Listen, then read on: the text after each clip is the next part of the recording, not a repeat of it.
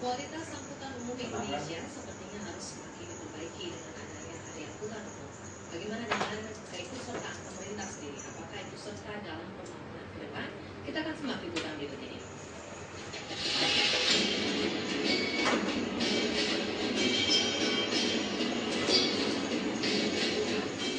Banyak warga Jakarta yang masih enggan memanfaatkan angkutan umum untuk bepergian dan alasan tertentu. Hal ini dapat dipahami karena kondisi dan kualitas angkutan umum di Jakarta masih kurang. Angkutan umum harusnya memiliki standar pelayanan agar masyarakat lebih tertarik menggunakan transportasi massal. Selain itu, angkutan umum seharusnya mendapatkan subsidi. Trayek angkutan umum juga harus dievaluasi. Ada angkutan umum yang trayeknya dari 20 tahun lalu tidak pernah dievaluasi dan diulang. Pengawasan yang kurang ini akhirnya menyebabkan sopir-sopir angkutan umum punya gampang membuat trayek baru.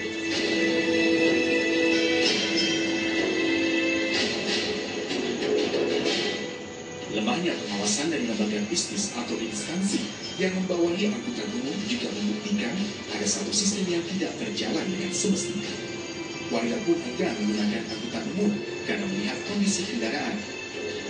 Usia kendaraan yang sudah cukup tua membuat masyarakat resah akan jaminan keselamatan mereka.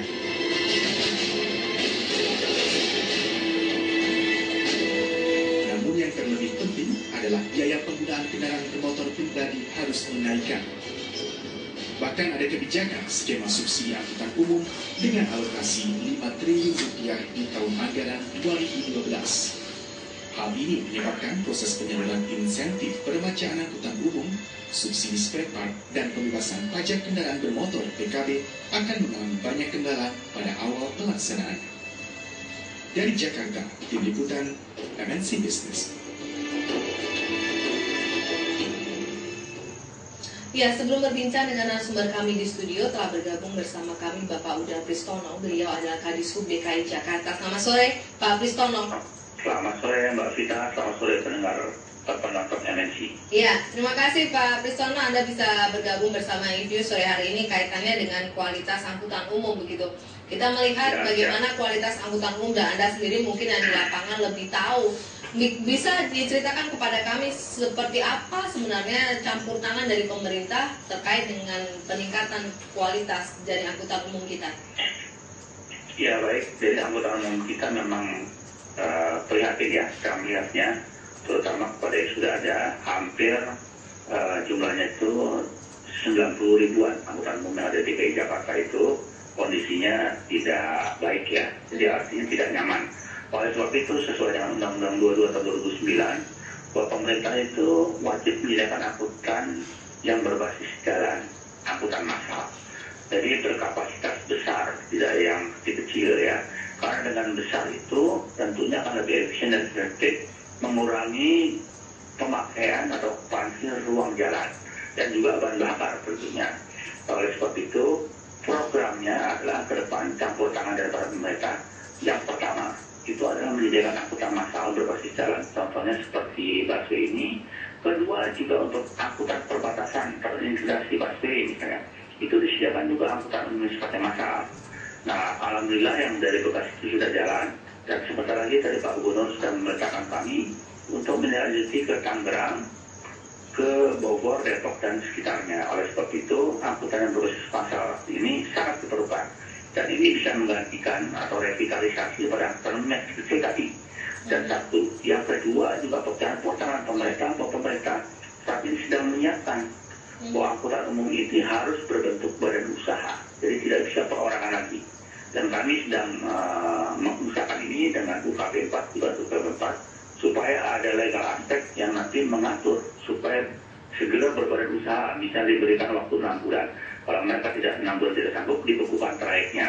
Terus diberikan waktu 3 bulan lagi, tidak sanggup, baru dicabut di trayeknya. Nah ini pasti akan bisa merubah angkutan umum ini menjadi baik kalau sudah berbentuk badan usaha, karena mereka mempunyai pool, tentunya mempunyai manajemen gitu. Baik, Pak Pristono, tadi Anda katakan bahwa banyak jalan ataupun masih banyak ruang-ruang yang memang perlu harus diperbaiki. Salah satunya ada Tangerang sudah terrealisasi ya untuk perbatasan. Jadi kemarin yang ada hambatan, yaitu yang di Bekasi mulai Sabtu kemarin sudah jalan. Dan hari ini pun masih jalan, dan insya Allah ini tidak ada hambatan. Karena bisa membantu ulang-alik penumpang yang biasanya ke Bekasi Jakarta dengan angkutan massal. Dalam bentuk apa Pak Pristono? Dalam bentuk bus besar. Jadi ada bis, silakan dicoba untuk masyarakat Bekasi. Berangkatnya dari terminal Bekasi itu ada bus yang langsung ke terminal Pulau Gadung. Bisnya nyaman, ber-AC, 85 orang. Ya, headway-nya itu sekitar 15 menitan, jadi jarak datang 15 menitan. Dan itu durasi dari jam 5 sampai jam 23, sehingga masyarakat Bekasi itu kalau ke Jakarta tidak perlu bawa mobil, naik bus itu saja. Okay. Nah, ini akan kita bangun di interline lainnya gitu. Ya, Pak Pristono, berdasarkan pengalaman dari busway sebelumnya begitu bahwa kami dijanjikan akan terrealisasi semua dalam hitungan waktu pun akan cepat datangnya begitu. Apakah ini juga nantinya akan bentuknya seperti busway juga? Iya, betul. Jadi decknya itu high deck tinggi, kapasitasnya 85. Jadi saat ini armadanya ada berapa Pak Pristono? Ada 15 yang dari Bekasi dan sekarang sudah berjalan. Silahkan dicoba, mungkin kalau sudah dicoba nanti akan tertarik. Jadi ini bisa menggantikan peranan daripada sepeda motor dan mobil, sehingga jalanan Bekasi itu akan lebih ringan.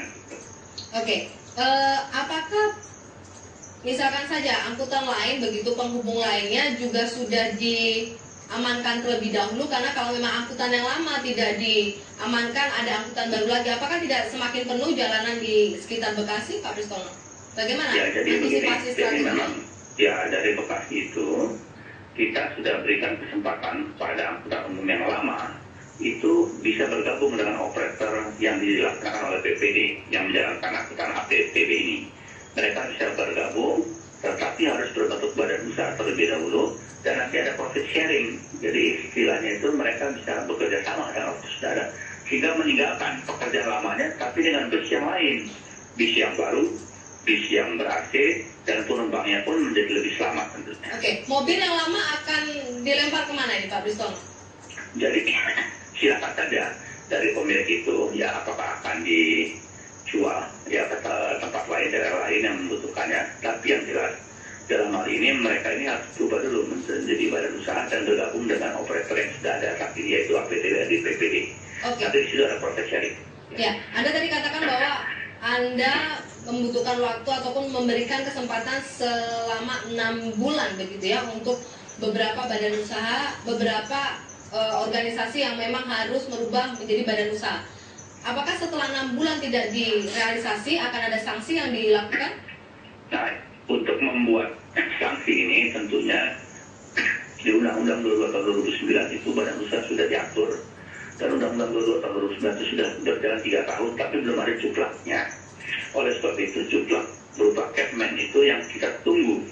Nah, saya Dinas Perumahan DPK ini dibantu oleh UKP 4 unit kerja pembantu presiden ini sedang menyiapkan legal aspek untuk itu. Jadi yang diatur misalnya selama 6 bulan tidak berubah menjadi badan usaha, terus dibekukan dulu, nah 3 bulan dengan waktu lagi tidak berubah juga, tentunya harus dicabut trayeknya. Supaya apa? Supaya kita mendapatkan organisasi angkutan umum ini yang berbentuk badan usaha supaya mudah mengaturnya, dan mereka juga harus berbentuk operator angkutan umum dan mempunyai depo atau pool di mana di dalam depo itu bisa dilakukan pemeriksaan terhadap kendaraan maupun terhadap supirnya. Jadi bisa dikatakan bahwa untuk legal aspek ataupun untuk badan usaha ini tidak bisa dilakukan dalam waktu dekat ya, masih menunggu dari Kementerian Perhubungan begitu. Ya, tapi kami sudah minta tolong kepada UKP 4 untuk mengkoordinasikan ini. Insya Allah nanti Mbak Vita bisa tanyakan juga tentunya di ajak wawancara supaya segera terrealisasi legal aspek ini dan kita bisa melaksanakan isi undang-undang ini. Akhirnya yang tadi kita harapkan yaitu angkutan umum yang bertanggung jawab yang berbentuk badan usaha ini segera tercapai. Sampai kapanpun kalau angkutan umum ini masih perorangan, itu sulit mengaturnya. Bagaikan mengatur 1.000 orang kalau 1.000 mobil, tapi kalau misalnya 1.000 mobil itu dikuasai oleh 4 operator, misalnya 250 semua, ya, itu kan akan lebih mudah. Gitu.